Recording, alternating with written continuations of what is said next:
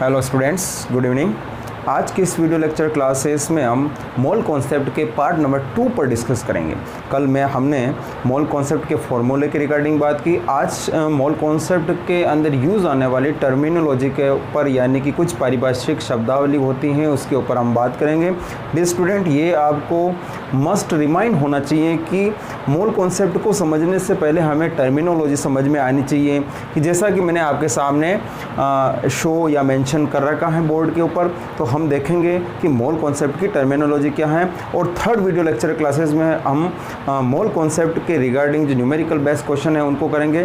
Dear student, mole concept थोड़ा बड़ा part है और हम इसको एक process wise step by steps 4-5 part के अंदर हम वीडियो लेक्चर में इस पूरे कॉन्सेप्ट को क्लियर करेंगे। तो आज का जो मोल कॉन्सेप्ट का जो पार्ट है वो टर्मिनोलॉजी का पार्ट है और ये बहुत ज़रूरी होना चाहिए।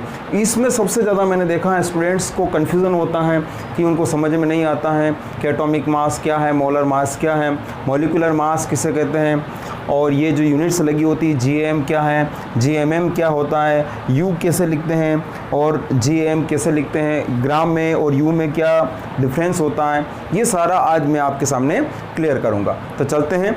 सबसे पहले हम टर्म्स की बात करते हैं मोल कॉन्सेप्ट के अंदर। तो हमें टर्म्स कौन कौन सी याद होनी चाहिए। सबसे पहले बात आती है एटॉमिक मास, मोलर मास और मॉलिक्यूलर मास। आपसे कोई पूछे कि एटॉमिक मास क्या है, तो एटॉमिक मास का मतलब होता है, हिंदी के अंदर मैं बात करूं तो परमाणु का भार। क्या बात होता है?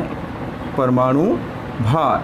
परमाणु भार का मतलब यानी किसी कार्बन का परमाणु ले लिया, किसी नाइट्रोजन का परमाणु ले लिया या ऑक्सीजन का परमाणु ले लिया। तो इस तरह से हम देखते हैं कि यहाँ पे किसी एक परमाणु का भार जो कहलाता है वो क्या कहलाता है? Atomic mass. यानी atomic mass is a mass of one atoms. Okay. दूसरी बात हम करते हैं molecular mass. Molecular mass is a mass of one molecule. Mass of one molecule यानी हिंदी में बात करूं तो एक अणु का जो द्रव्यमान होता है या भार जो होता है वो, यानी कि एक मॉलिक्यूल्स, वन मॉलिक्यूल, जैसे सपोज दैट H2O एक मॉलिक्यूल है, CO2 एक मॉलिक्यूल है, यानी कि H2O का भार या CO2 का भार ये एक मॉलिक्यूल हुए, तो इनका भार क्या कहलाता है? Molecular mass. थर्ड स्टेप पे बात करते हैं। थर्ड कॉन्सेप्ट आता है मोलर मास। क्या है? हमारा एटॉमिक मास हो चुका है, मॉलिक्यूलर मास। मॉलिक्यूलर मास का मतलब आणविक भार या आणविक द्रव्यमान। अब तीसरी बात आती है मोलर मास या मोलर द्रव्यमान। हिंदी में बोलते हैं हम इसको मोलर द्रव्यमान। मोलर द्रव्यमान क्या है? स्टूडेंट मेंशन कर रखा है, मास ऑफ वन मोल पार्टिकल, यानी कि एक मोल पार्टिकल्स का द्रव्यमान या एक मोल मास का जो एक मोल पार्टिकल्स का द्रव्यमान या एक मोल कोई भी सब्सटेंस है उसका जो मास होता है वो क्या कहलाता है? मास, मोलर मास या मोलर द्रव्यमान। अब मोलर द्रव्यमान में मैंने कहा मास of one mole particle. Mass of one mole particle का मतलब पार्टिकल यहाँ पे कोई भी हो सकता है। पार्टिकल में एटम्स हो सकते हैं, पार्टिकल में मॉलिक्यूल हो सकते हैं। अगर पार्टिकल्स में एटम होंगे और आपको पता होना चाहिए कि मास ऑफ वन मोल पार्टिकल कितना होता है, वो इक्वल होता है अवोगाद्रो नंबर के बराबर। अवोगाद्रो नंबर हमारे पास क्या होता है? 6.022 मल्टीप्लाइड 10 टू पावर 23 या 10 की घात 23 पार्टिकल्स। पार्टिकल्स मैंने फिर से कहा कुछ भी हो सकता है, अणु हो सकता है, परमाणु हो सकता है, आयन हो सकते हैं, चार्ज हो सकता है। ओके स्टूडेंट्स, अब मैं बात कर रहा था कि पार्टिकल कौन हो सकते हैं, या एटम्स हो सकते हैं या मॉलिक्यूल्स हो सकते हैं। अगर मोलर मास एटम में दिया होगा तो उसकी यूनिट्स को हम किससे डिफाइन करेंगे या डिनोटेट करेंगे? Dear students, GAM। GAM का मतलब होता है gram atomic mass. Gram atomic mass. ठीक उसी तरह से अगर मॉलिक्यूल्स दिया हुआ है और उसका मोलर मास में हम उसको यूनिट को डिनोटेट करेंगे तो किस में करेंगे? GMM। That means gram molecular mass. Gram ये होगा आपका एटॉमिक मास और ये हो जाएगा dear student gram molecular mass. Okay, तो शॉर्ट में हम इसको GAM से और इसको हम शॉर्ट में लिखेंगे GMM से। अब तीसरा कॉन्सेप्ट हमारी ये क्लियर करना होना चाहिए कि जैसे आपको बहुत बार आपने देखा होगा NCERT की बुक में मेंशन किया होता है कि U लिखा हुआ U पीछे या कभी ग्राम लिखा हो, तो U और G की में क्या डिफरेंस है।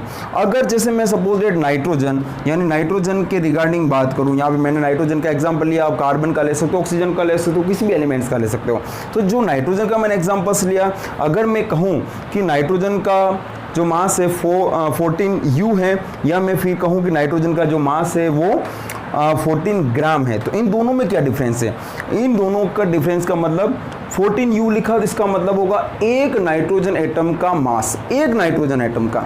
ओके स्टूडेंट, याद रखना फिर से यहाँ पे एक नाइट्रोजन परमाणु का भार 14U होता है।